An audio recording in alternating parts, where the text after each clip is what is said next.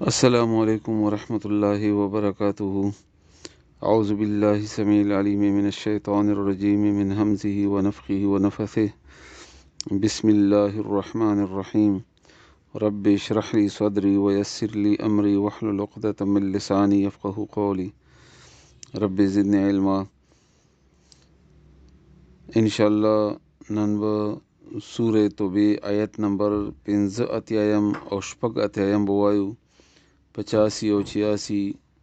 85 اور 86 انشاءاللہ.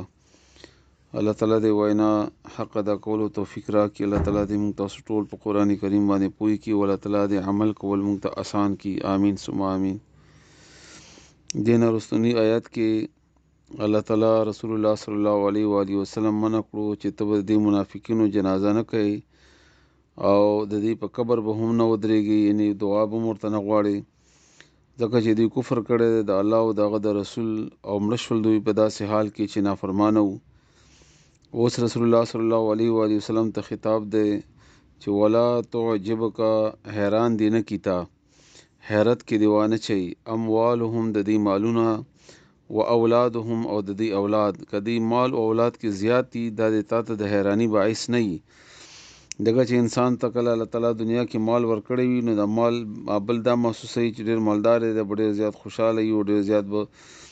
دا د الله تعالی مهرباني ده په ده باندې. ضروري نه ده چې دا مهرباني ده، بلکې دا د الله ازمایش ده او ازمایش سره سره دا مخکې الله فرمایي دا د دې دپاره د تکلیف ذریعه ده. انما بشک خبره دا د بله نه ده، یرید الله غواړي الله تعالی ان دا چې يعذبهم عذاب ورکړي دوی ته بها په دې ذریعې سره، یعنې د مال او اولاد دا د دې دپاره د عذاب ذریعه ده، د پریشانی وي په دې سره پریشان وي. لکه څنګه چې رسول الله صلی الله علیه وسلم فرمایي چې که انسان سره دومره ډېر مفهوم دی د حدیث چې دومره ډېر مال شي چې وادي ته ډکوي نو دی به د بلې وادي ارمان کوي چې یو وادي بله هم وای، نو دا به د دې لپاره د پریشانی باعث، کله بیماریانې داسې، کله نور هزار قسمه پریشانیانې، و دا بهرحال دا به ورته د سکون ذریعه به نه وي بلکې د تکلیف ذریعه وي ورته فی الدنیا په دنیا کې. وتزهق او اوسي به انفسهم روحونه د دی ځانونه د دی، وهم او داسې حال کې کافرون چې دی کافر وي، یعنې مرګ به ورته د کفر په حال کې راځي. دا ډېره غټه سزا ده. بیا دغه چې کافر سړی مړ شي نو هغه خو لاړو تباه شو،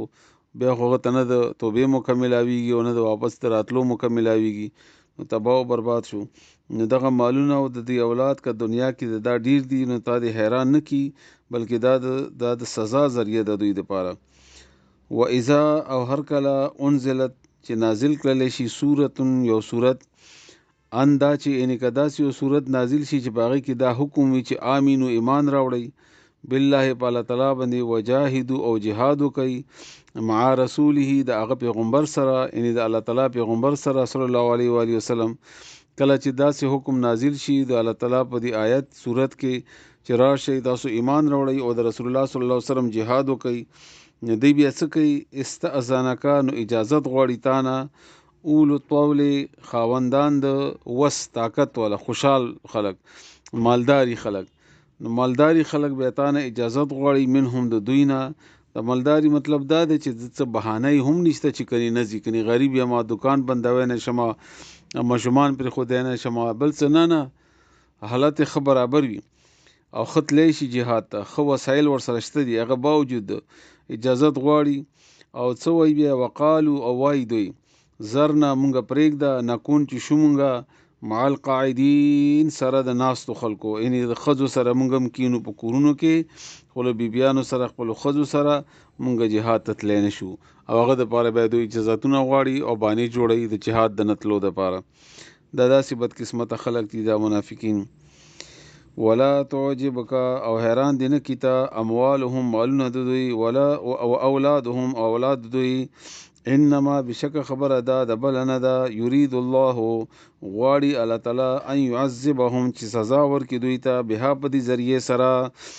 فی الدنیا په دنیا کې، وتزهق